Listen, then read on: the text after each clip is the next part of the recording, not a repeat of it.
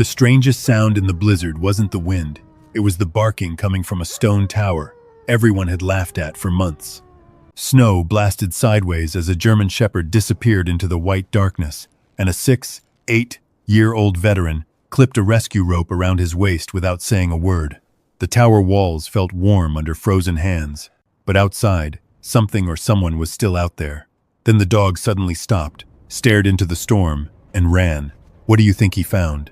The first frost arrived early that year, in the Bighorn Mountains. By mid-October, every rancher within 20 miles of Pine Creek was racing the clock. Men patched roofs. Families stacked firewood shoulder-high against barns. Pickup trucks hauled propane tanks, feed sacks, and generators up winding mountain roads before winter sealed everything off. Everyone was preparing for the cold. Everyone, except Owen Carter. At 68 years old, Owen spent his days hauling stone. From sunrise until dusk, people could see him on the ridge west of town, guiding an old flatbed trailer behind a battered tractor. Beside him trotted a German shepherd with a black and tan coat and alert amber eyes. The dog's name was Duke. Together, they carried sandstone blocks to the top of a lonely hill overlooking the valley. Nobody understood why. The structure rising from the earth wasn't a cabin, it wasn't a barn, it wasn't even square. A circular wall of stone, nearly 12 feet high, stood against the Wyoming sky like the ruins of something ancient. Every afternoon, curious townspeople slowed their trucks to stare. Most laughed. Some shook their heads. A few recorded videos on their phones. The loudest critic was Travis Boone. As owner of Boone Construction, Travis had built half the homes in Pine Creek. He was respected, successful, and never shy about sharing his opinions. One afternoon, he parked his shiny black truck at the base of the hill and climbed out. Several workers followed behind him. Owen was laying mortar between two stones when Travis called out, "Hey, Carter." "I'm Case." Owen glanced up. Travis pointed toward the round structure. "What exactly is that thing supposed to be?" Owen wiped dust from his gloves. "A shelter." The workers exchanged looks. "A shelter?" Travis laughed. "Looks more like a tomb." The men around him chuckled. Travis spread his arms dramatically. "Ladies and gentlemen, welcome to the world's most expensive gravestone." More laughter. Owen simply returned to his work. That seemed to irritate Travis even more. "You know winter's coming, right?" he asked. No answer. Stone gets cold. Still, nothing. "You could have built a proper cabin in half the time." Owen pressed another stone into place. The silence hung in the air. Finally, Travis shook his head. "Suit yourself." The trucks drove away. Dust drifted across the hillside. Only after the noise faded did Owen straighten his back. His joints ached. His shoulders felt like concrete. Duke walked over and nudged his hand. Owen scratched behind the dog's ears. "Let's keep moving, buddy." The shepherd's tail thumped once. By sunset, the valley below glowed gold beneath long shadows. Owen stood inside the unfinished stone circle. The walls were thick, much thicker than anyone realized. Beneath the floor, hidden under layers of gravel and stone, narrow channels wound through the foundation like veins. Most people never noticed details. Owen always noticed details. The habit had followed him home from Afghanistan. 20 years earlier, missing a detail could get someone killed. Even now, he couldn't help himself. Every ridgeline, every tree line, every approach road, every escape route. His eyes cataloged them automatically. Duke suddenly stopped sniffing the ground. His ears rose. His body stiffened. The dog stared toward the northern mountains, far beyond the valley, far beyond the ranches, far beyond sight. A low growl rumbled deep in his chest. Owen looked up. The mountains appeared peaceful. Nothing moved. No storm clouds, no predators, no sound. Yet Duke continued staring. The growl lingered, then faded. "See something?" Owen asked softly. The dog didn't move. For several seconds they stood together in silence. Finally, Duke relaxed and walked back to him. But Owen kept looking. Something about it bothered him. That night, temperatures dropped below freezing. The wind rattled the windows of Owen's small cabin. He slept lightly, as he always did. At 2:17 a.m., an explosion shattered the silence. A neighboring rancher's generator backfired. The sound slammed through the darkness. Before he was fully awake, Owen was already moving. His body reacted before his mind. He rolled off the bed, hit the floor, heart hammering. breathing shallow, searching for cover. For one disorienting second, he wasn't in Wyoming. He was back in Helmand Province, back in dust and gunfire, back where explosions meant contact. Then warm fur pressed against his shoulder. Duke. The shepherd stood beside him in the darkness. Steady, silent, present. Owen blinked. The cabin slowly came back into focus. The old dresser, the wood stove, the moonlight on the floorboards. Not Afghanistan. Not anymore. He let out a slow breath. Duke rested his head against Owen's arm. Neither moved for a moment. Outside, the mountains slept beneath the stars. Far away on the ridge, the unfinished stone tower stood against the night, waiting, and somewhere beyond those distant peaks, something was already moving toward Pine Creek. Neither the town nor the people laughing at Owen Carter knew it yet, but Duke did, and for the first time since Owen had adopted him, the dog seemed afraid. Morning came pale and hard over Pine Creek. The frost held to the grass long after sunrise, silvering the pasture fences and the old cattle gates along the road. Smoke rose from chimneys in thin blue ropes. Pickup trucks growled awake in driveways. Somewhere down in the valley, a chainsaw stopped, started again. Owen Carter was already on the hill. He moved slowly, but not weakly. There was a difference, and anyone who had ever worked beside old soldiers or old ranchers knew it. Owen did not waste motion. He lifted each stone with his legs, set it against the wall, checked the level, then tapped it into place with the handle of his trowel. Duke stayed close. The band of morning sun touched the shepherd's coat, turning the tan along his legs almost copper. Every few minutes, Duke would circle the stone tower, nose low, then return to Owen's side, as if reporting without words. By noon, 2 more trucks had stopped at the bottom of the hill. 3 men from town stood there drinking coffee from paper cups, watching Owen work. One of them called up, "You planning on renting that thing out to ghosts, Carter?" Another laughed. Owen did not look down. He pressed mortar into a joint and scraped the excess clean. Duke did look. His ears angled forward. "Easy," Owen murmured. The dog relaxed, but only a little. A younger man named Kyle Benton lifted his phone and began filming. Day 40-something of Owen Carter building the weirdest rock toilet in Wyoming, he said to the camera. Still no roof, still no windows, still no common sense. The men laughed again.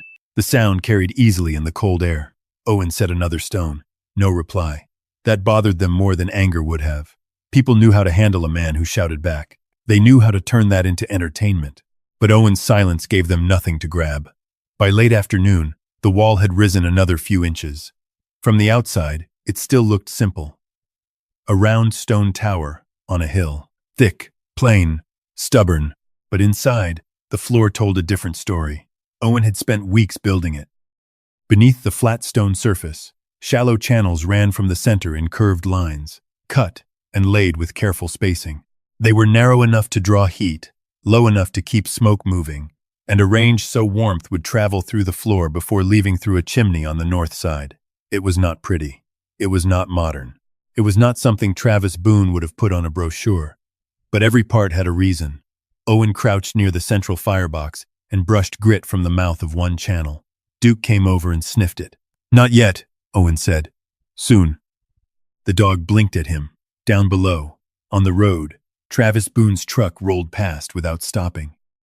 Owen heard it before he saw it. New engine, wide tires, too much shine for a mountain road. Travis slowed just enough to let Owen know he was looking. Then he drove on toward town. Duke watched until the truck disappeared. That evening, Owen packed his tools into a metal box and walked the perimeter of the hill before heading home.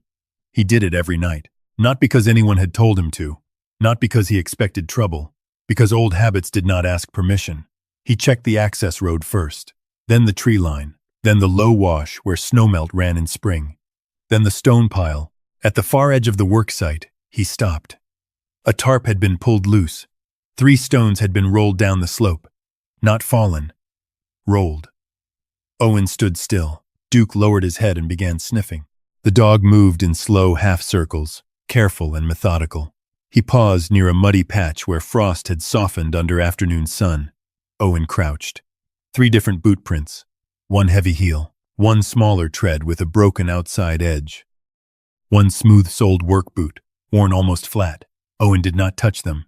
He studied the stride length, the direction, the pressure in the mud.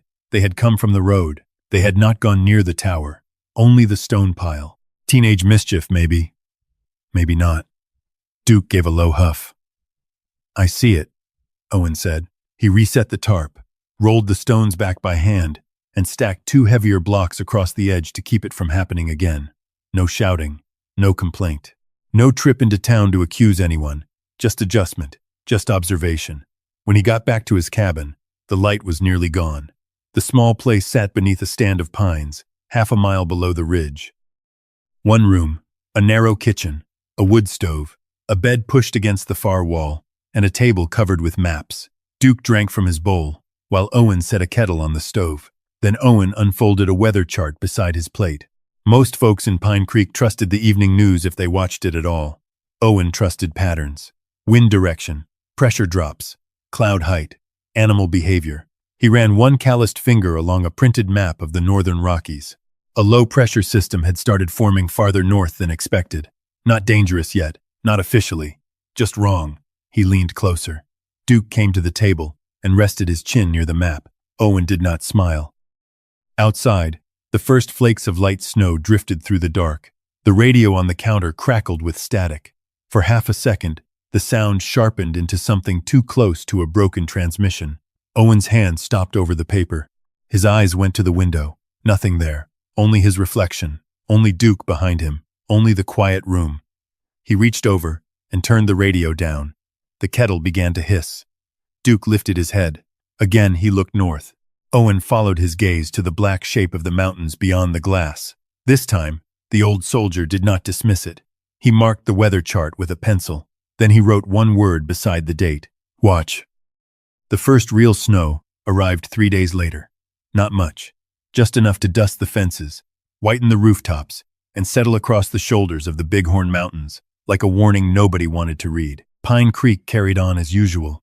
Children waited for school buses. Ranchers fed cattle. Pickup trucks rolled through town with coffee cups steaming in cup holders.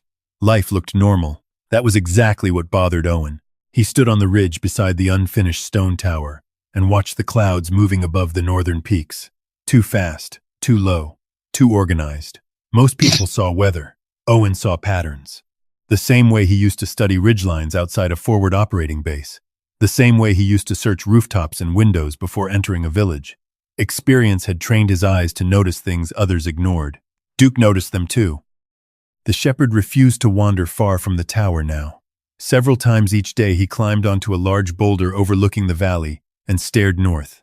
Not barking, not growling, watching, waiting, as if he expected something to appear. Late that afternoon, an old diesel pickup crawled up the hill. Owen recognized it immediately. Marcus Reed. The truck stopped beside the stone pile. A tall, gray-haired man climbed out wearing a canvas jacket and faded army boots. The two veterans shook hands without speaking much. Men who had spent enough years in uniform rarely needed many words. Marcus looked at the tower. "You've been busy." Owen nodded. "You drove 3 hours." "What's wrong?" Marcus smiled slightly. "You always skip the small talk." "Never trusted it." "Fair enough." Marcus reached into the truck and pulled out a weather folder. Several maps unfolded across the hood. Satellite images, pressure charts, storm tracks. Marcus worked part-time with a regional emergency management office now. Weather had become his obsession after retirement. Owen studied the pages. His expression slowly hardened. The projected track ran south from western Canada, then curved east, then stalled. Marcus pointed. "If it keeps following this path, we're looking at something unusual." "How unusual?" Marcus took a breath. "The kind that only happens every couple decades." The wind moved through the pines. Duke stepped closer. Marcus noticed. "He's acting strange. He started 3 days ago." The older man glanced toward the mountains. "Animals usually know before we do." For a moment, nobody spoke. The clouds above the northern horizon continued sliding east. Slow, heavy, purposeful. Finally, Marcus folded the maps. "You tell anyone yet?" Owen laughed softly. "You know Travis Boone." Marcus laughed too. "Good point." That evening, they drove into town for coffee. The diner was crowded. The smell of bacon and fresh pie filled the room. Football played on a television over the counter. Everything felt ordinary, safe, warm, exactly the kind of place where people ignored warnings. Travis Boone sat with several contractors near the front window. When he spotted Owen, a grin spread across his face. Look who finally came down from the castle. Several people chuckled. Marcus rolled his eyes. Owen ordered coffee. Nothing else. Travis wasn't finished. So how many dragons you planning to keep in that tower? More laughter. Even the waitress smiled. Marcus leaned toward Owen. You ever think about answering him? No. Why not? Owen stirred his coffee. Winter will. The words were quiet, but Marcus smiled. Across the room, Travis noticed neither of them seemed bothered. That irritated him. He stood, walked over. Seriously, Owen, you know nobody's buying this apocalypse thing, right? I never sold one. Travis folded his arms. Then what exactly are you building? Owen met his eyes. For a long second, the diner grew strangely quiet. Then Owen simply said, a place people might need. Travis laughed. Need from what? Owen looked toward the mountains beyond the window. Let's hope nothing. The answer only created more confusion. When they left the diner, snow had begun falling again. The flakes were larger now, heavier. Marcus looked up at the darkening sky. You know what worries me most? Owen waited. Marcus pointed toward the north. Those clouds shouldn't be here yet.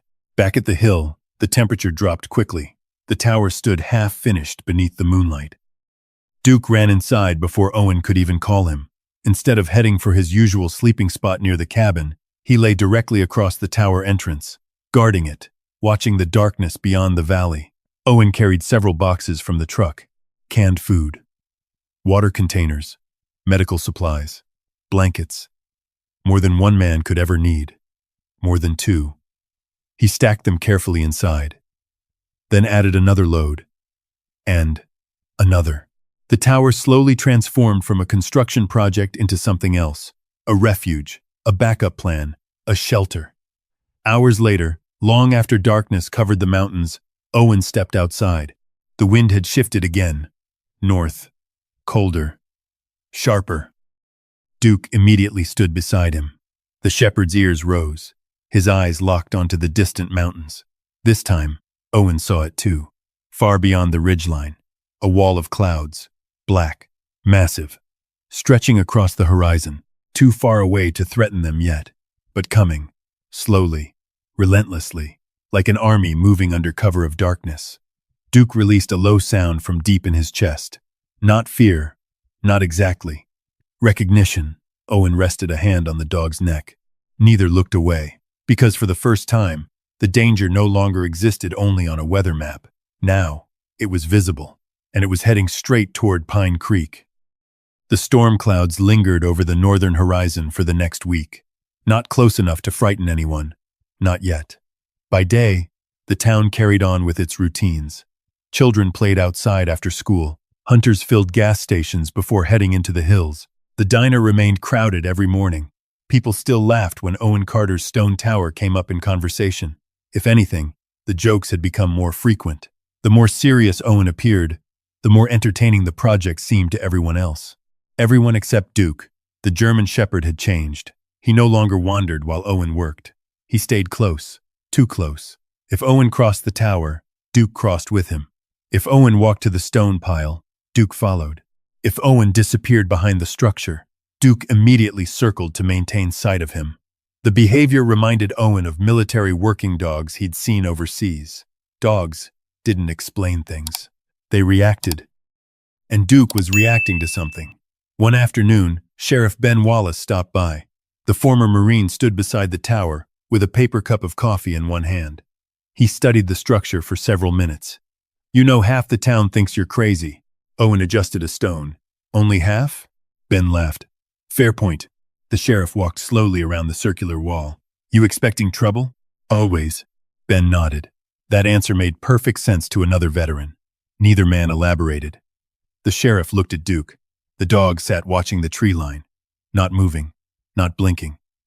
Like a sentry. Ben noticed it too. Your dog's wound up. So am I. The sheriff followed Duke's gaze toward the mountains. What do you think is coming? Owen didn't answer immediately. Finally, he said, I hope I'm wrong. That evening, the temperature dropped hard. The sky turned clear. Stars filled the darkness. The kind of beautiful Wyoming night that made people forget how dangerous winter could become. By 10 o'clock, Owen had returned to his cabin. Duke lay near the stove. The fire crackled softly. Outside, the wind whispered through the pines. For the first time in several days, everything felt calm. Maybe too calm. Owen sat at the kitchen table studying weather charts, pressure readings, wind shifts, snow accumulation reports. Duke suddenly lifted his head. His ears rose. A low growl rolled from deep inside his chest. Owen looked up. The dog was staring toward the window, listening. 30 seconds later, Owen heard it too. An engine, fast, coming up the hill, too fast. Headlights bounced through the trees. Then another engine joined it, and another. Duke was already on his feet. The growl deepened. The vehicles left the road and began climbing the rough trail toward the tower. Owen stood. His expression changed instantly. Not fear, focus. The same look he'd worn in places far more dangerous than Wyoming. He grabbed a flashlight and stepped outside. Duke moved beside him. The cold air hit like ice. The engines roared louder. ATVs, 3 of them. Young voices echoed through the darkness, laughing, shouting, drunk. The machines burst onto the hilltop moments later. Headlights flashed across the unfinished tower. One rider circled the structure. Another spun his tires through the gravel. A third pointed toward the wall. "There's the old man's castle." Laughter exploded across the hillside. Duke barked once. Sharp, warning. The riders laughed harder. One of them jumped off his ATV and stumbled toward the tower. He kicked a bucket. Another grabbed a loose piece of lumber and threw it. The board clattered against the stone. Duke lunged forward. Not attacking, intercepting, warning. The dog planted himself between the teenagers and the tower. "Get your mud out of here," one shouted. A rock flew through the darkness. Owen saw it too late. The stone struck Duke high on the shoulder. A sharp yelp cut through the night. The shepherd stumbled. For a second, everything seemed to stop. Then a headlight swung toward Owen. The beam hit his face. The engine revved, the sudden light, the roar of machinery, the confusion. Something inside him broke loose. The Wyoming hillside vanished. A different night appeared. Helmand Province. Dust, tracer fire, engines, shouting, a vehicle exploding beyond a wall. Someone screaming his name. Owen froze. His breathing stopped. The flashlight slipped from his hand. For several terrible seconds, he wasn't standing on a hill in Wyoming. He was back there, back in the ambush, back in the chaos, back with men who never came home. The ATV engine roared again, and Owen didn't move. Then something tugged hard on his pant leg. "Duke!" The injured shepherd pulled again. Stronger, insistent, present. The contact snapped through the fog inside Owen's head. The mountain returned. The cold returned. The headlights returned. Reality returned. Owen blinked. The teenagers suddenly looked much younger than they had seconds earlier. Not enemies. Not insurgents. Just foolish kids making dangerous decisions. The old soldier drew a slow breath. Then another. Sheriff Ben's truck appeared at the bottom of the hill. Red and blue lights flashed. The riders panicked. Within seconds, the ATVs turned and fled down the trail. Silence rushed back across the ridge. Only then did Owen kneel beside Duke.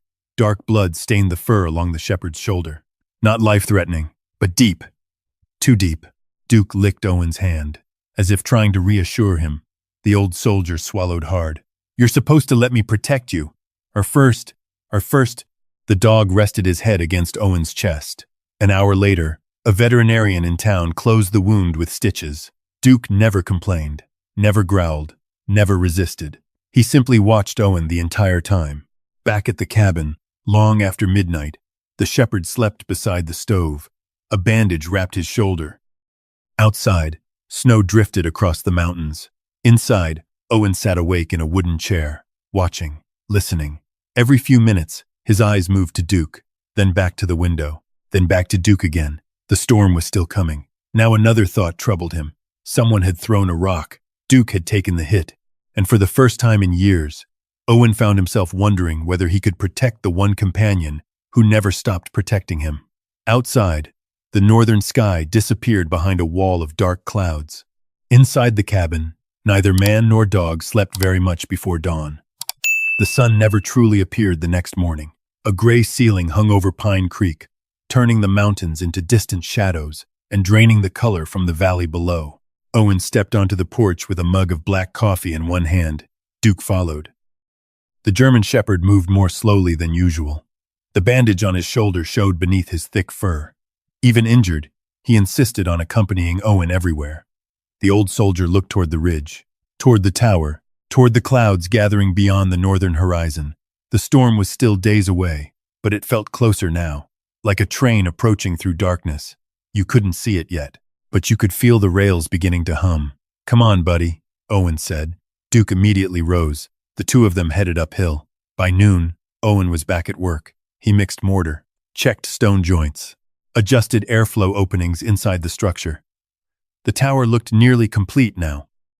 The circular walls stood solid against the wind. The central firebox was finished. The hidden heat channels beneath the floor were sealed. Most people saw a strange stone building. Owen saw a system, a shelter, a place that could hold warmth long after a fire burned down, a place that could keep people alive. Near midday, he heard a vehicle approaching. Not Travis, not Sheriff Ben. A small blue SUV climbed the access road. The driver parked near the stone pile. A woman stepped out. Sarah Boone, Travis Boone's daughter. Owen recognized her immediately. Everyone in Pine Creek did. She taught 3rd grade at the elementary school. Kind, patient, nothing like her father. She stood for a moment, studying the tower. Then she walked up the hill. Duke watched carefully. His ears rose, but after a few seconds, his tail moved once, a sign of approval. "Hello, Owen. Sarah." She looked around. "I hope I'm not interrupting." "You aren't." Her eyes traveled slowly across the structure, the walls, the chimney, the floor, the stacks of supplies stored inside, blankets, water, food, medical kits. Her expression changed. The teasing smile she'd arrived with disappeared. "You've been bringing all this up here?" Owen nodded. Bit by bit, Sarah stepped farther inside. The tower felt different from the outside. Quiet, solid, safe. The thick stone walls muted the wind. Even without a fire burning, the place carried an odd sense of protection. She noticed dozens of blankets folded along one wall. Far too many for one person. Then she noticed the food, enough to feed several families. Not one old man and his dog, several families. Her eyes narrowed slightly.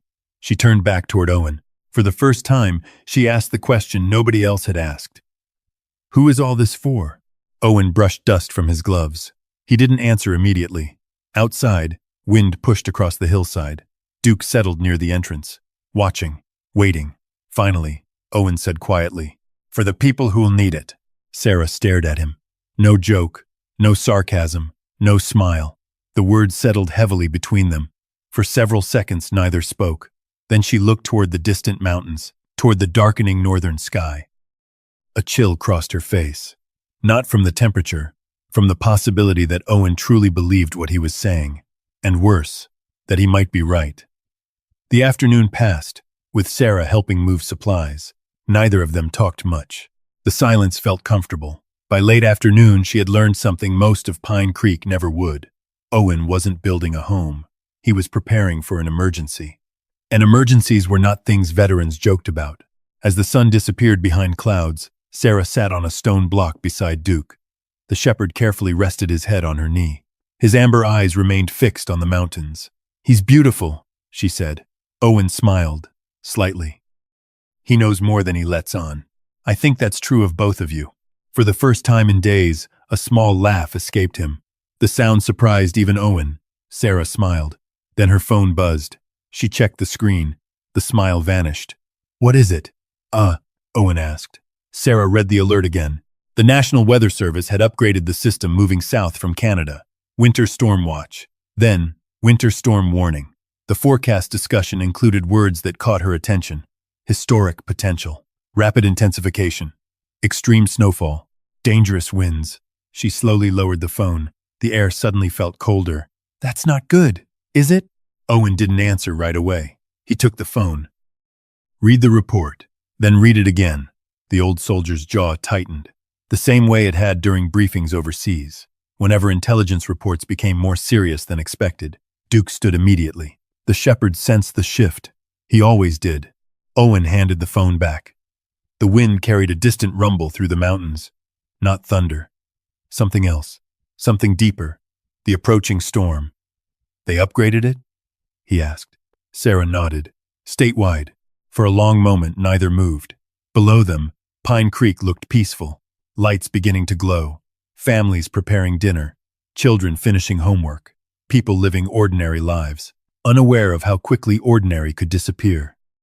Sarah looked at the tower, then at Owen, then back toward the mountains. For the first time, she understood why he had been working so hard. And for the first time, Owen realized he was no longer the only person taking the storm seriously. As darkness settled over the valley, Sarah climbed into her SUV. Before closing the door, she looked back one last time. If you need help, Owen nodded. I know. She drove away. The taillights vanished down the hill. Silence returned. Duke moved to Owen's side. Together they stood outside the tower, watching the mountains, watching the clouds, watching the darkness gather. And far beyond the northern ridges, winter was coming faster than anyone in Pine Creek realized. The first wave reached Pine Creek before sunrise. It did not arrive like a disaster. It came softly. Snow tapped against windows. Wind moved through the cottonwoods. Rooflines turned white beneath a quiet sky. By morning, the town looked almost peaceful. Children pressed their faces to kitchen windows. Ranchers stepped onto porches and checked the sky. At the diner, folks joked that Owen Carter had finally gotten the weather he wanted. Travis Boone sat at the counter with a mug of coffee and a grin sharp enough to cut glass. Guess the old man gets to test his stone igloo, he said. A few men laughed. Sarah Boone did not. She sat in a booth near the back, stirring coffee she had not touched. Her phone lay on the table beside her. Another weather alert had come in during the night. Snowfall projections had doubled. Wind speeds had increased. The storm track had shifted again. Closer, slower, worse. Across town, Sheriff Ben Wallace stood outside his office with his coat collar turned up, watching snow collect on the hoods of parked trucks. His radio crackled with reports from the county road crew. Minor outages. A downed branch near Mill Road. Slippery roads heading west. Nothing serious. Not yet. But Ben kept thinking about Duke. That dog staring toward the mountains. That soldier on the hill building a shelter nobody asked for. By noon, the first power flicker rolled through town. Lights blinked inside the grocery store. The gas pumps reset. The school briefly lost heat before the backup system kicked in. People complained, then shrugged. Winter did things like that. Travis Boone told anyone who would listen that the grid was fine. The road crews were ready, and everyone needed to stop acting like a dusting of snow was the end of the world. Up on the ridge, Owen did not stop working. The tower was nearly sealed. A heavy timber door had been hung on the south side, reinforced with iron straps, salvaged from an old barn. The chimney cap was set. The roof had been packed with insulation and covered with a layer of earth and sod that made the structure seem half-grown from the hill itself. Inside, the stone floor was clean. Supplies lined the wall. A small fire had been started in the central firebox, not for warmth yet, but to cure the channels and test the draft. Smoke moved exactly where Owen wanted it to move. Low, slow, through the hidden passages beneath the floor, then out through the north chimney. Duke stood at the entrance, bandaged shoulder visible beneath his coat. He should have been resting. He refused.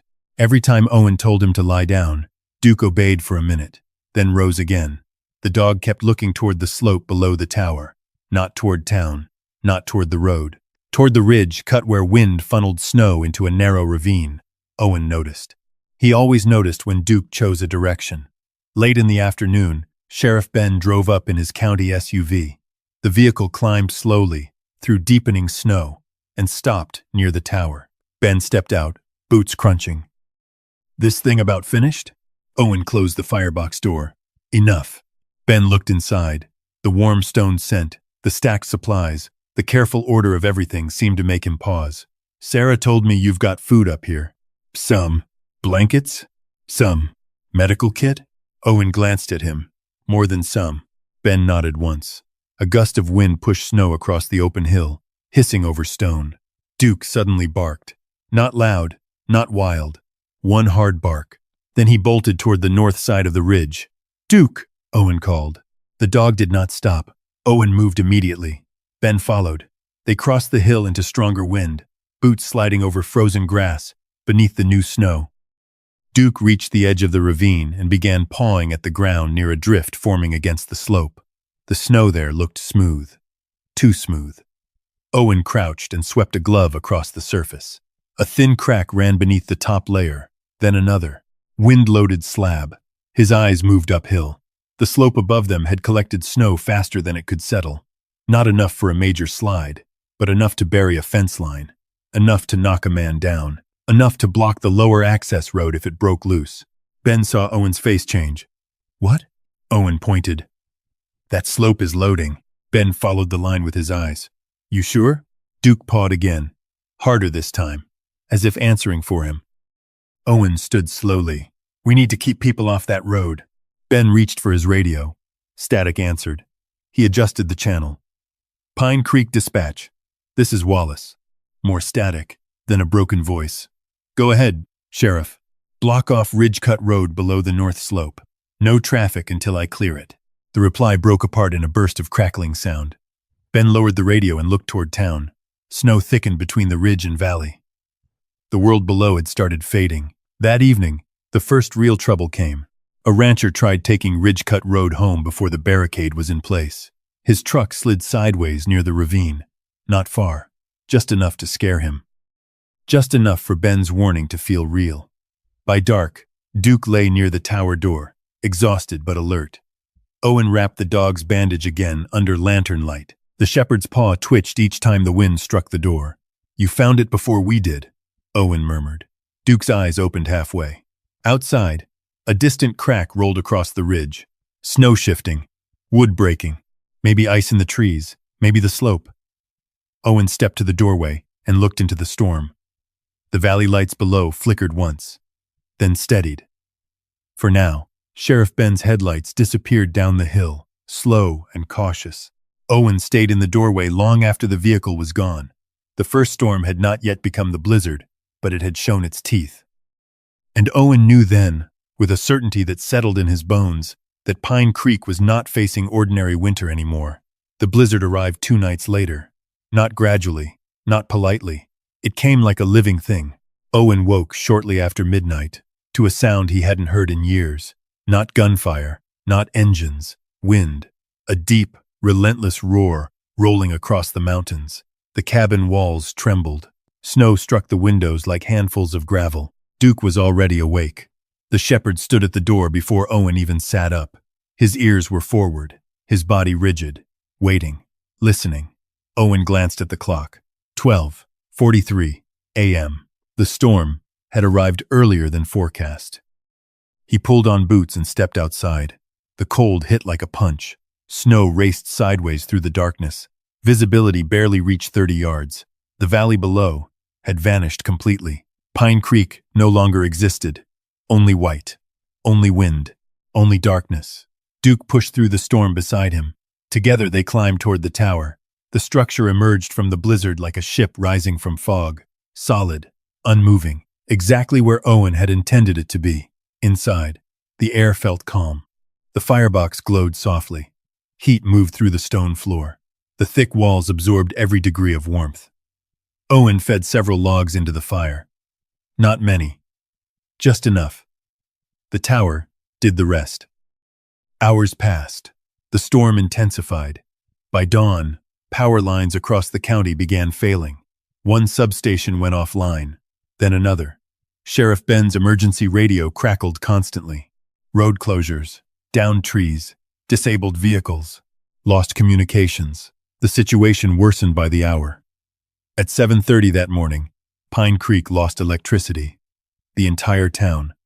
Lights vanished. Furnaces stopped. Internet disappeared. Cell service became unreliable. For many residents, it was an inconvenience. At first, by mid-morning, it became something else. Generators started, then failed. Fuel lines froze. Wind drove snow into every crack and corner. The temperature continued dropping. Meanwhile, Travis Boone remained confident. His home was the largest in Pine Creek. Backup generator, modern heating system, triple-pane windows. The best money could buy. At least that's what he'd been telling everyone. He stood in his garage, watching snow pile against the driveway. His generator hummed steadily. His wife looked worried. His daughter Sarah looked terrified. "Maybe we should go to the tower," she said. Travis laughed. "To Carter's rock pile?"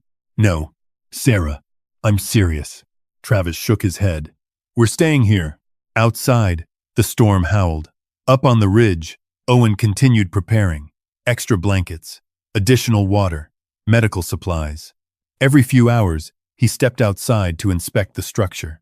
Each time Duke followed, the shepherd's shoulder was healing. His paw still favored the injured side slightly, but he refused to stay indoors. The dog made slow patrols around the tower. Again and again, checking, watching, protecting. Near noon, Sheriff Ben arrived. Or rather, he appeared. His SUV emerged from the snow like a ghost. The vehicle barely made it up the hill. Ben stumbled out. Snow covered his coat. Ice clung to his beard. "It's getting bad."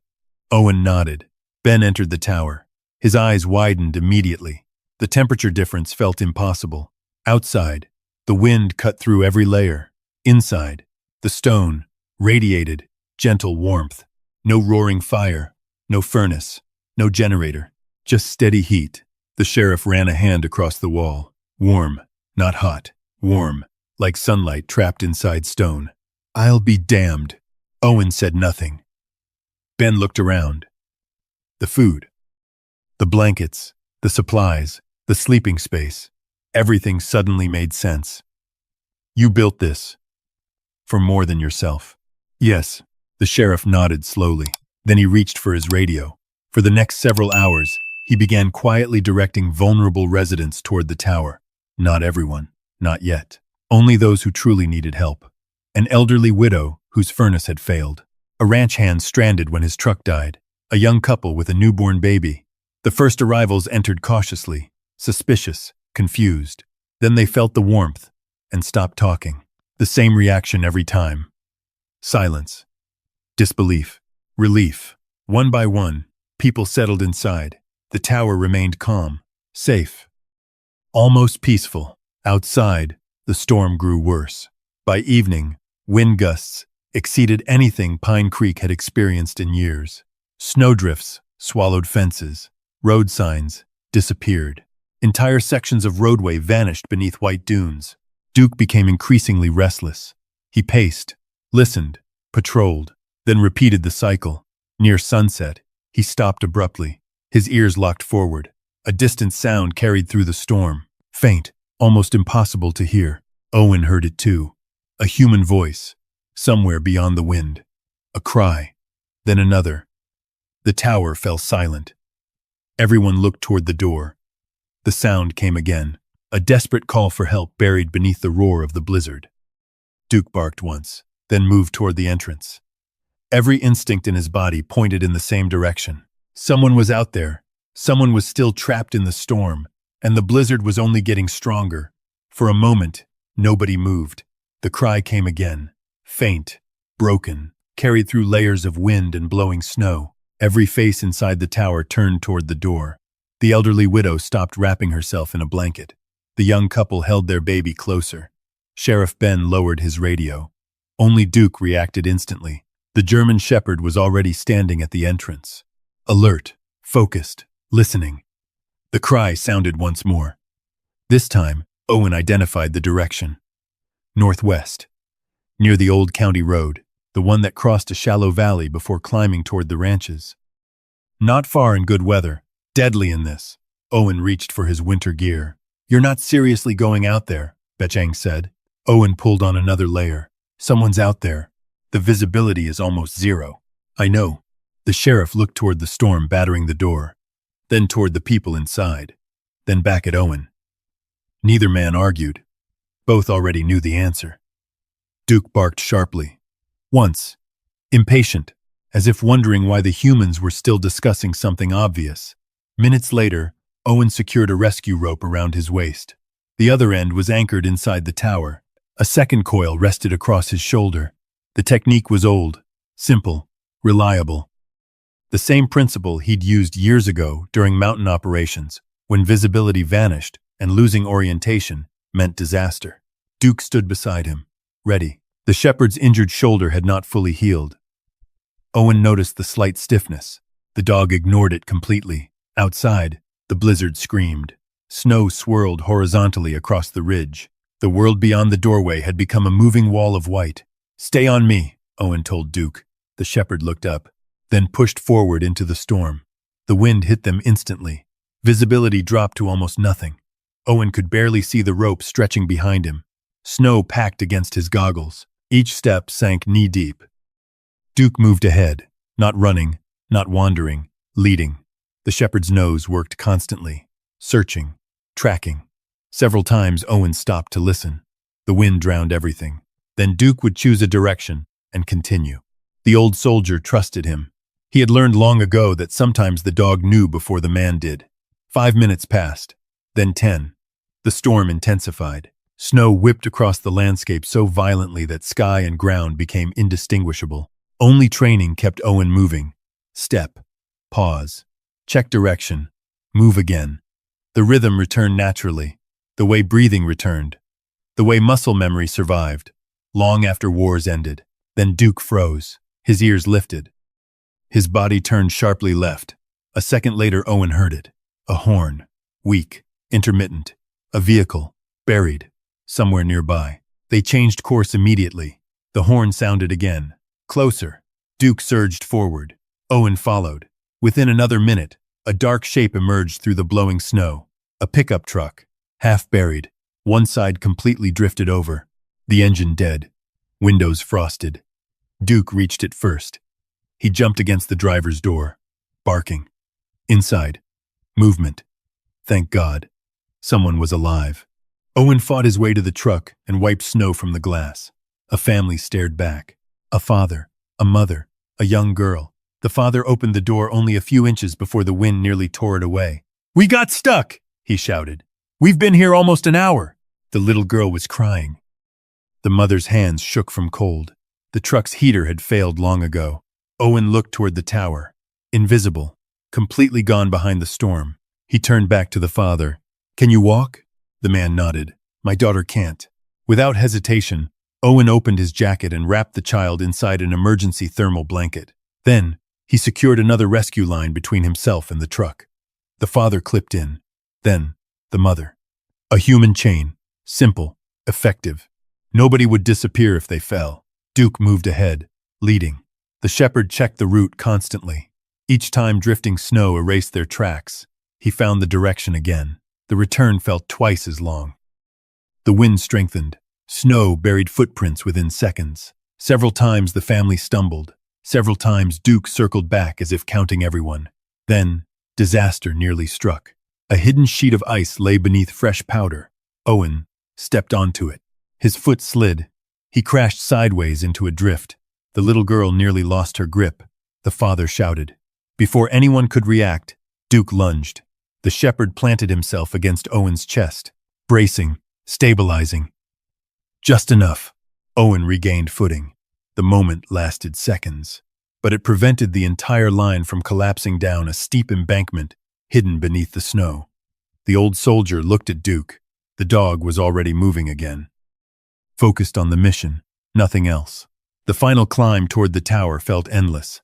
Then suddenly a faint orange glow appeared through the storm. Firelight. The tower. Hope. The family almost cried when they saw it. The door opened. Warmth spilled into the blizzard. Hands reached out. People pulled them inside. The transformation was immediate. Wind vanished. Heat wrapped around them. The little girl stared at the stone walls, at the glowing firebox, at the warm floor beneath her boots. Her eyes widened. The mother covered her mouth. The father simply stood there breathing, trying to understand how such comfort could exist while a blizzard raged outside. Nobody spoke for several seconds. Even Sheriff Ben looked amazed. The warmth felt impossible. Outside, temperatures continued falling. Inside, the tower held steady. Stone radiated heat from every direction. The family had expected survival. Instead, they found refuge. Owen removed his gloves. Snow melted from his coat. Duke limped slightly as he crossed the room. Only then did Owen notice fresh blood on the dog's front leg. A sharp edge of buried ice had sliced through the paw during the rescue. Not deep, but painful. The shepherd ignored it. A child approached slowly. the little girl they had rescued. She knelt beside Duke. Without speaking, she wrapped both arms around his neck. For the first time all day, Duke relaxed. His eyes closed briefly, just briefly. Outside, the storm continued building strength. And somewhere beyond the white darkness, more people were still trapped. By midnight, the tower was no longer Owen Carter's project. It had become Pine Creek's lifeline. Blankets covered every available space. Families sat near the warm stone walls. Children slept wrapped in coats. The elderly widow dozed beside the firebox with a cup of tea cradled in both hands. Outside, the blizzard battered the mountain relentlessly. Inside, the tower remained calm. The difference felt almost impossible. Every few hours, Owen added a few logs to the fire. Nothing more. The stone did the rest. Heat traveled through the hidden channels beneath the floor. The walls absorbed it, stored it, released it slowly, like a giant living battery. Many of the people inside had spent their entire lives in Wyoming. None had ever experienced warmth quite like this. Not the harsh blast of a furnace. Not the uneven heat of a wood stove. This warmth came from everywhere. The floor, the walls, even the air itself. Sheriff Ben sat near the entrance, studying a notebook. He had begun recording names. Who arrived? Who was still missing? Who might need help if conditions worsened? The list was growing, too quickly. A sudden burst of static erupted from his radio. Then a voice, broken, fading. North side. Power failure. More static, then silence. Ben tried again. No response. The county network was collapsing. Across the valley, homes that had seemed secure only a day earlier were beginning to fail. Generators froze. Fuel supplies ran low. Heating systems shut down. Snow buried exhaust vents. Roads disappeared. Modern conveniences vanished one by one beneath the storm. And nowhere was that reality hitting harder than the Boone residence. Travis Boone stood in his garage, staring at a silent generator. The machine had stopped 30 minutes earlier. He had tried everything. Nothing worked. The fuel line had frozen solid. His backup heater failed soon afterward. Now, the temperature inside the house was dropping rapidly. Sarah stood by the window watching snow slam against the glass. "You need to call Ben." Travis shook his head. "I can fix this. You've been saying that for hours. I built this house." Another gust rattled the walls. Sarah glanced toward the hallway. Her younger daughter, Emily, lay bundled beneath blankets on the couch. The 12-year-old had been shivering all evening. Sarah knelt beside her. Emily's skin felt cold, too cold. The girl attempted a smile. "I'm okay." Sarah wasn't convinced. Neither was Travis. For the first time since the storm began, uncertainty appeared on his face. Hours passed. The house grew colder. The generator remained dead. Outside, snow buried half the first-floor windows. Inside, breath began to fog in the air. Travis fed logs into the fireplace. The flames helped. Barely. Large homes lost heat quickly when the systems supporting them failed. The irony wasn't lost on Sarah. The most expensive house in Pine Creek was becoming one of the coldest. Meanwhile, on the ridge, more people arrived at the tower. Some walked. Some came by snowmobile. Others were guided there by Sheriff Ben. Each arrival carried the same expression: skepticism, then surprise, then relief.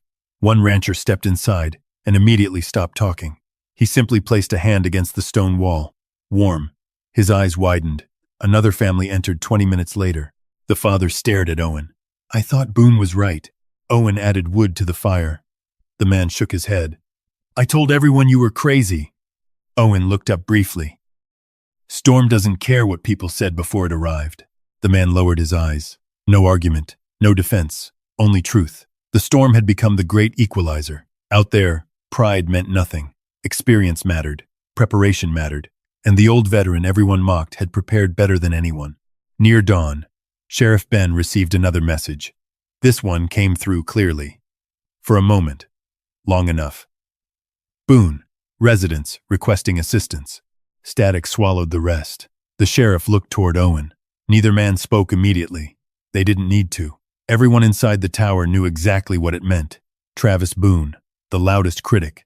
The man who called the tower a tomb. The man who laughed from the beginning. Now he needed help. Ben checked the weather report. Winds had increased again. Visibility remained near zero. Travel conditions were extremely dangerous. Sarah's daughter flashed through Owen's mind. A child. Cold. Scared. Waiting. The old soldier stood. His joints protested immediately. He ignored them. Duke lifted his head. The shepherd had been resting near the fire after the rescue. His injured paw was wrapped. His shoulder, still healing.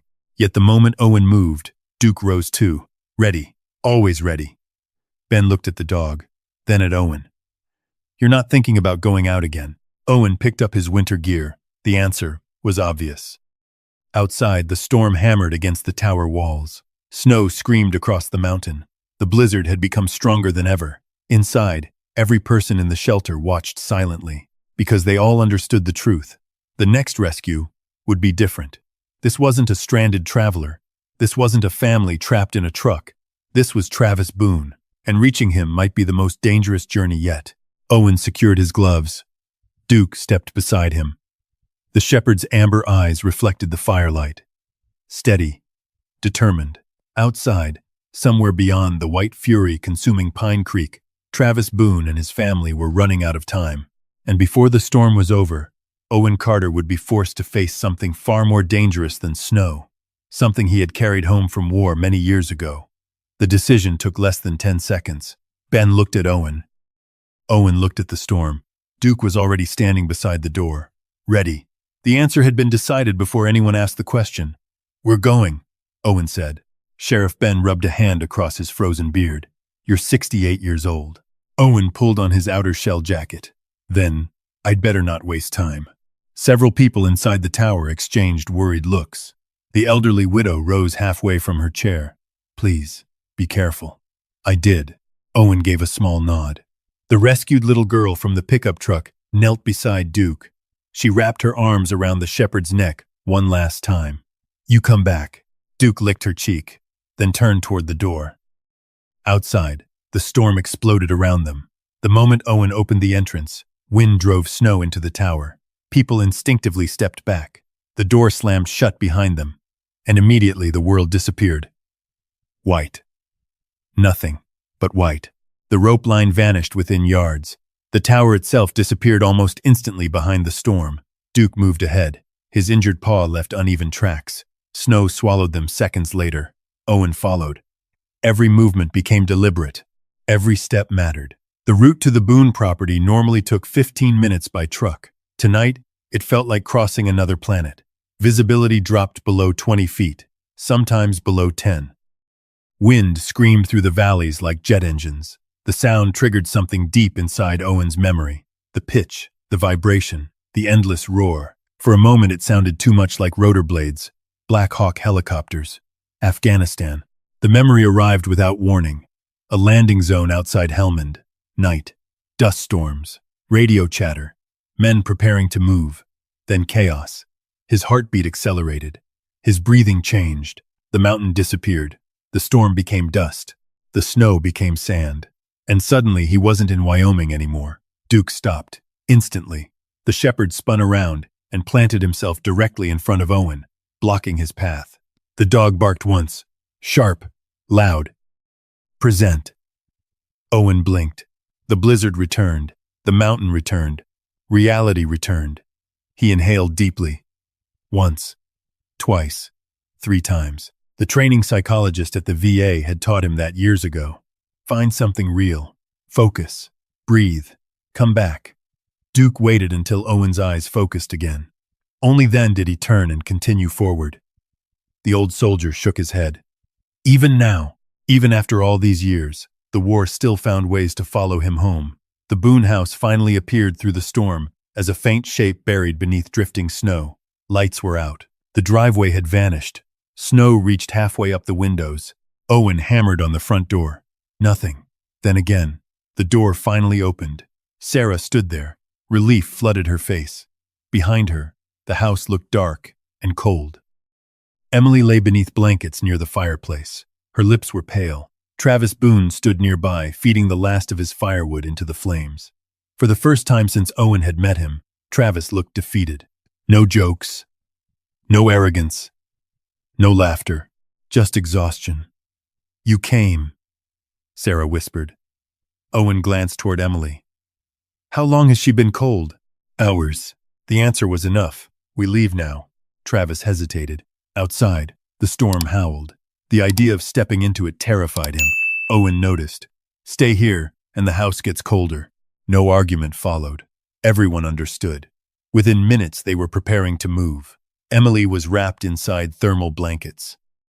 Additional rope linked every person together. Sarah clipped in, then Travis, then Owen. Duke moved ahead, leading once more. The journey back began. Immediately, conditions worsened. The blizzard seemed determined to stop them. Snow hammered faces. Wind pushed sideways. Several times, Sarah nearly lost her footing. Each time, the rope caught her. Each time, Duke circled back to check. Halfway across an open slope, disaster nearly struck. A gust stronger than any before slammed into the group. Emily slipped. Travis lunged to catch her. The entire line shifted. Snow beneath Owen's feet collapsed unexpectedly. Not a cliff, not deep, but enough. His right leg plunged into empty space hidden beneath a drift. The sudden drop twisted him sideways. He crashed hard. The rope jerked violently. Everyone stumbled. For one terrible second, Owen lost all orientation. White above, white below. Wind everywhere. Then he heard it, the sound. Not the storm. Not the rope. A helicopter. Black Hawk rotors. Louder. Closer. His chest tightened. His vision narrowed. The blizzard vanished again. Helmand returned. A wounded soldier screaming for help. Tracer fire. Dust. The smell of fuel. The memory swallowed him whole. He froze. Completely. And directly ahead of him waited something far more dangerous. The edge of a narrow ravine, hidden beneath snow. One more step. Just one. That was all it would take. Duke saw it first. The shepherd exploded into motion. He lunged backward. Straight into Owen. Hard enough to knock him off balance. Hard enough to snap him out of the memory. Owen stumbled sideways. The snow beneath his next step collapsed. A section of drift broke away and vanished into darkness. The ravine, only a few feet away. The old soldier stared. Cold flooded through him. Not from the weather, from realization. He had nearly walked straight into it. Duke stood between him and the edge, breathing hard. Snow covering his coat. Amber, eyes fixed on Owen. Steady. Present. Alive. For several seconds, neither moved. Then Owen reached down. His gloved hand rested against the shepherd's neck. Good boy. The words barely escaped his throat. The storm swallowed them instantly. But Duke heard them. The group continued. Slowly. Carefully. The tower finally appeared ahead as a distant glow through the snow. Safety. Warmth. Survival. People rushed forward when the door opened. Emily was carried inside immediately. Sarah followed. Then, Travis. The builder who had mocked the stone tower from the beginning stood in stunned silence. Warm air surrounded him. The stone walls radiated heat. The floor felt warm beneath his boots. The people he had laughed at were alive because of this place. Because of Owen. Because of Duke. Travis lowered his head. He wanted to say something. An apology. A thank you. Anything. But the words never came. Meanwhile, Duke stood near the doorway. Snow melted from his fur. His breathing remained heavy. He looked exhausted. More exhausted than Owen had ever seen him. Then, something outside caught the shepherd's attention. His ears lifted. His head turned toward the storm, toward the darkness beyond the tower, toward something nobody else could hear. And before anyone could stop him, Duke ran back into the blizzard. For a second, nobody reacted. The door slammed shut behind the shepherd. Wind roared through the gap before the heavy timber swung closed again. Then silence filled the tower.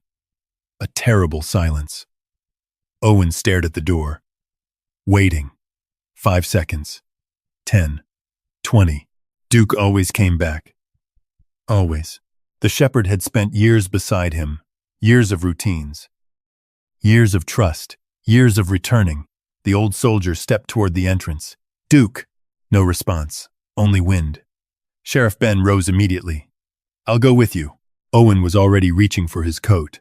Outside, the storm remained savage. Snow hammered against the stone walls. The tower trembled under powerful gusts.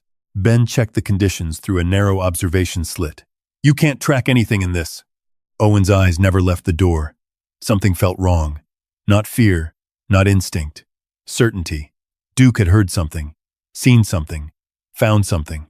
The shepherd never abandoned his post without a reason. Minutes passed. Still nothing. Then 30. Then 40.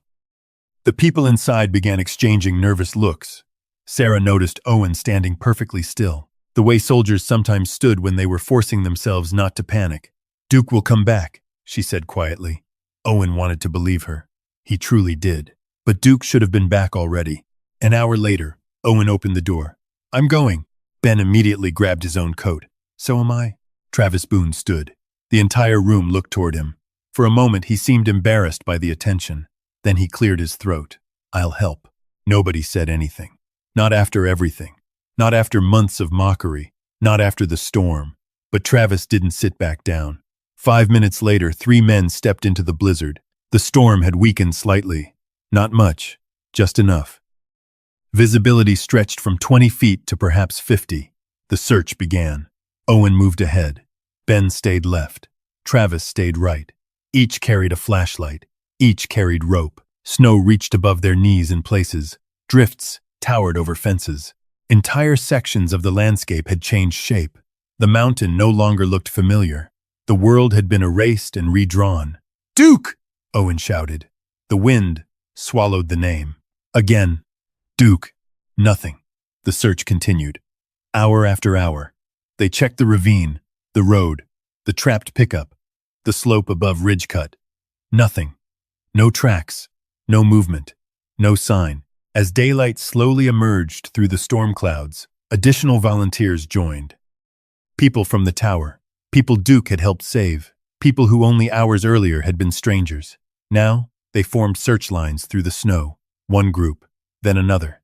The entire town seemed to spread across the mountain, looking, calling, hoping. By afternoon, even Owen's optimism began to fade. He remembered another search long ago. Afghanistan. A missing soldier. Hours of uncertainty. The horrible silence that came before bad news. His chest tightened. The memory tried pulling him backward, but he refused. Not this time. Not Duke. Not yet. Then a voice echoed across the snow. "Over here!" Everyone stopped. A volunteer stood near a cluster of wind-twisted pines, waving, pointing. Owen ran, ignoring age, ignoring pain, ignoring exhaustion. The distance vanished beneath his boots. When he reached the trees, he saw them, a small depression, hidden beneath snow, sheltered from the wind, and inside it, Duke. The shepherd lay curled tightly against something, protecting it, guarding it.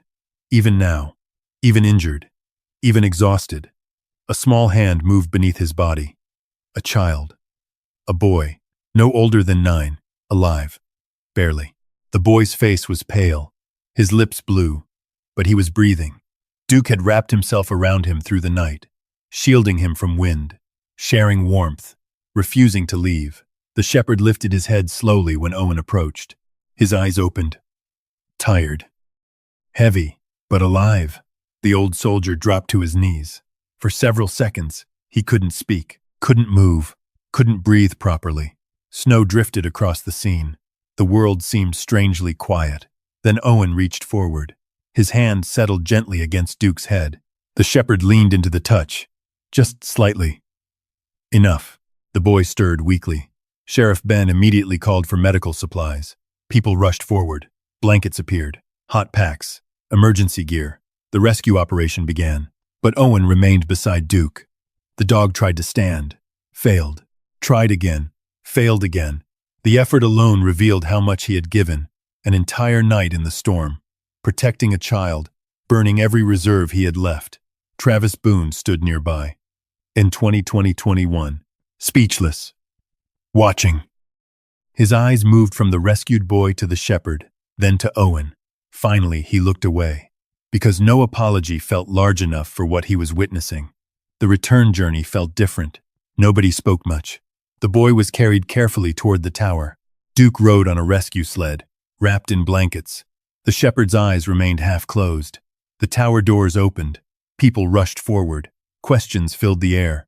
Then they saw Duke, and silence returned. The little girl Duke had rescued earlier began crying immediately. Sarah covered her mouth.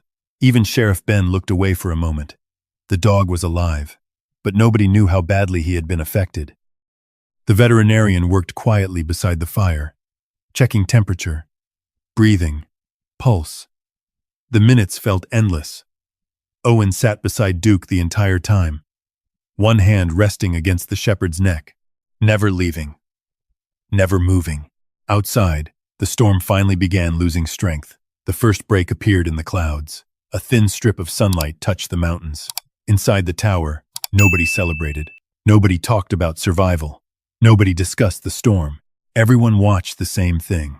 The German shepherd lying beside the fire, waiting, hoping, wondering whether the dog who had saved so many lives would survive long enough to see spring.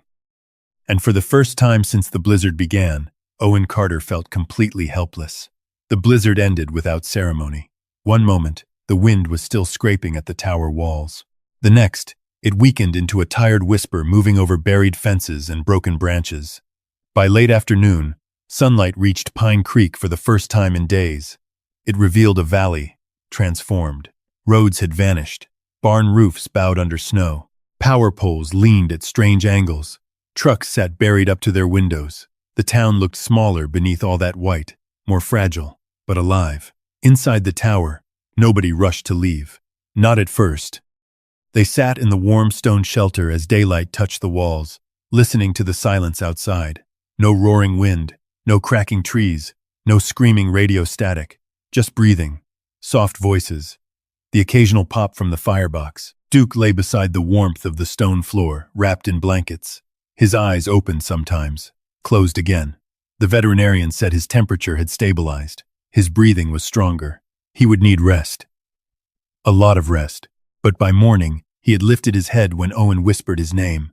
That was enough. For Owen, it was more than enough. He stayed beside Duke until Sheriff Ben finally placed a hand on his shoulder. "Road crew's coming up." Owen nodded but did not move. Ben looked at the dog. "He's tougher than most people I know." Tan. Tan. Tan. Owen's fingers moved gently through Duke's fur. "He's better than most people I know." The sheriff smiled faintly. No one argued.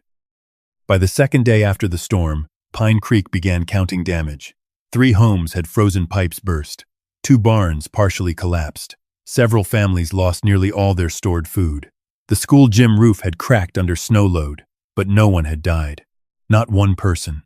That fact moved through town quietly at first, then heavily, like people were only beginning to understand its weight. The names were counted. The elderly widow, the young couple with the baby, the family from the buried pickup, Emily Boone, the lost boy Duke had found, dozens more who had warmed themselves inside the stone tower when their own homes failed. Every road eventually led back to the same conclusion. They were alive because Owen Carter had built something they had mocked, and because Duke had kept running into the storm when any reasonable creature would have stayed beside the fire. A week later, when the county finally cleared the road to the ridge, the people of Pine Creek gathered outside the tower. Nobody planned it, not officially. They simply came. Ranchers, teachers, children, road workers. The diner owner brought coffee in large metal containers. Someone brought soup. Someone else brought biscuits. The tower stood behind them, blackened slightly around the chimney, solid against the snow-bright hillside. Travis Boone arrived last. He stepped out of his truck slowly. For once, nobody moved toward him. Nobody laughed. Nobody offered him the comfortable protection of pretending nothing had happened. He walked across the snow toward Owen. Duke was lying on a thick blanket near the entrance, still recovering, head raised just enough to watch. Travis stopped a few feet away. His hands hung at his sides. For a moment, he seemed unable to find his voice. Then he looked at the tower, then at the dog, then finally at Owen. "I was wrong." The words were simple, plain, hard for him. Owen said nothing. Travis swallowed. "I laughed at you. I called this thing a tomb. I told people you were wasting your time." Wind moved softly across the hill. Travis glanced toward Sarah, who stood nearby holding Emily's hand. His daughter was pale but safe, alive, because of the place he had ridiculed. "Your tower saved my family," Travis said. "Your dog saved this town." The silence that followed did not feel cruel. It felt necessary. Owen finally looked down at Duke. The shepherd's ears twitched. Then Owen looked back at Travis. Then, help keep it standing. Travis blinked. That was not the answer he expected. No anger, no lecture, no revenge, just work. The kind Owen understood best. Travis nodded slowly. I will. And he meant it. Over the next months, the town changed. Not dramatically, not all at once, but in steady, visible ways.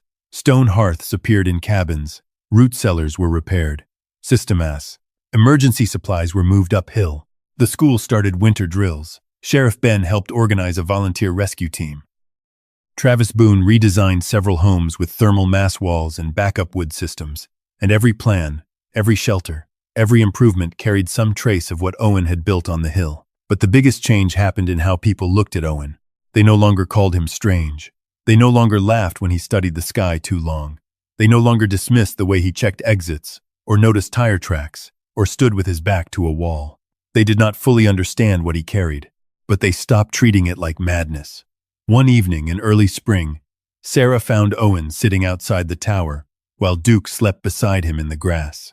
The snow had melted from the lower slopes. Water ran in thin silver threads down the hillside. The valley below glowed green in patches where winter had finally loosened its grip. Sarah sat beside him. For a while, neither spoke.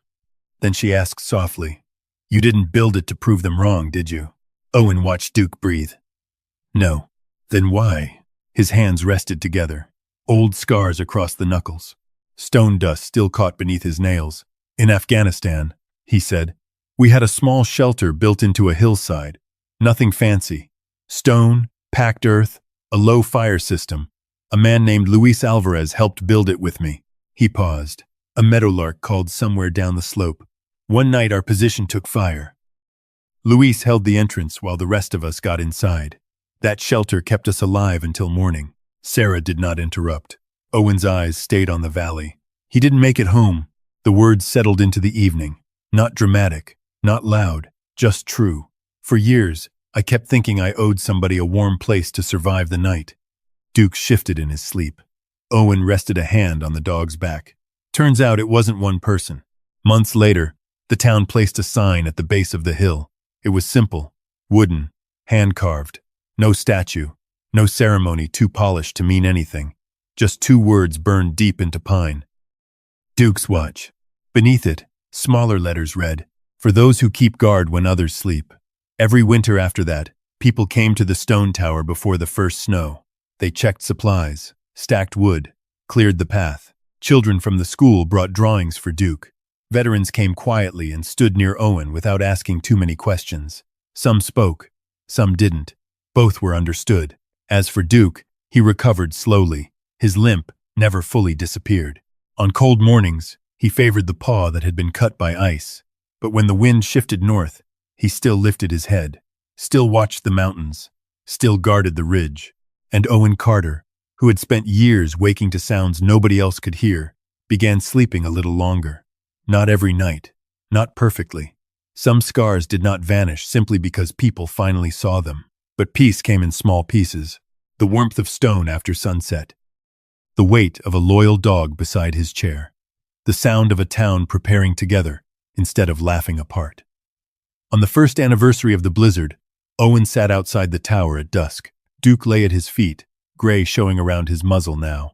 Below them, Pine Creek glowed with evening lights. Smoke rose from chimneys. Children laughed somewhere near the road. The mountains stood quiet under a purple sky. No sirens, no rotor blades, no shouted orders. Only wind moving gently through grass. Owen placed one hand on Duke's head. The shepherd sighed. For once, the old soldier did not look over his shoulder. He simply watched the valley and stayed. If Duke's loyalty touched your heart, leave a simple 1 in the comments. And if you believe there are still people in this world who quietly protect others without asking for recognition, leave a 0. I read every comment, and I'd love to know which one you chose. And if stories like this remind you that courage, loyalty, and kindness still matter, make sure to subscribe and join us for the next journey. Because the next story might introduce another forgotten hero, another loyal companion, and another moment that proves that sometimes the strongest people are the ones carrying the deepest scars. Until next time, Take care of yourself, and never underestimate the ones who keep watch when everyone else is asleep.